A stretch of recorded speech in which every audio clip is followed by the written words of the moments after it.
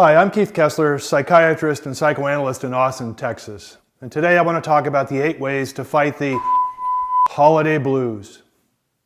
We're now into the 5-week period called the holidays, and I've likened this to 2 trains being on the same track, heading towards one another. And as Hanukkah, Christmas, and the New Year approach, the trains increase their speed towards one another. The tension builds as the dates come closer and a collision's inevitable.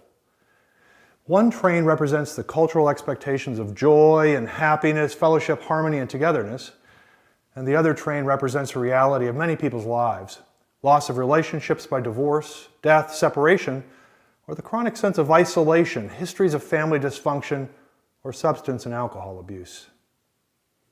So all too often our anticipation and excitement turns into feelings of depression and sadness, and this is what I call the holiday blues. Symptoms may include isolation, sleep difficulties, loneliness, fatigue, irritability, physical pains, including stomach ache or headache, uneasiness, and unnecessary conflict with family and friends. This seems to be caused by many factors, including over-drinking, shopping, cooking, travel, having house guests, office parties, more shopping, and then finally even family reunions. For those without family or a social network, this further exacerbates the sense of loneliness. And remember that retailers make over 25% of their profits during this 5-week period, so we're flooded with the message to spend, and which during this recessionary economy may further exacerbate those that are already stressed and depressed. So here are some suggestions and ideas to help prevent problems and to make the holidays enjoyable, or at least bearable. Number 1, do not overbook yourself. Be reasonable with your expectations about what you can do. Exhaustion can make us cranky, angry, and depressed. 2, be reasonable with what you expect the holidays to bring. They will not automatically take away our feelings of sadness or resentment towards others, frustration, or even aloneness. 3, live in the moment.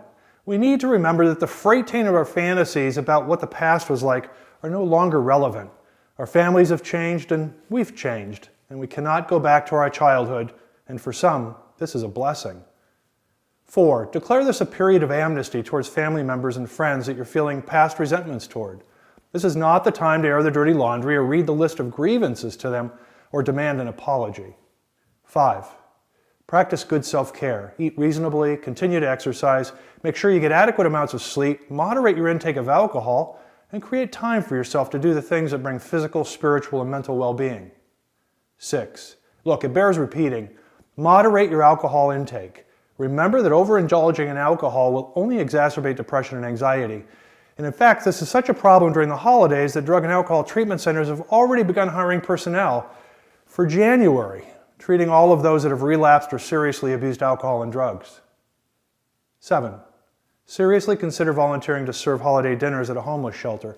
When volunteering to do community service, it's difficult to feel depressed as we serve others. 8, finally, it's important to remember that if feelings of worthlessness, hopelessness, helplessness, or suicidal thoughts arise, that you seek professional consultation, because these are symptoms of a clinical depression above and beyond the typical holiday blues. So look, in closing, if you find yourself feeling blue during the holiday season, remember to slow down, take a breath, and remind yourself that January is just around the corner. Thanks for listening, and take care.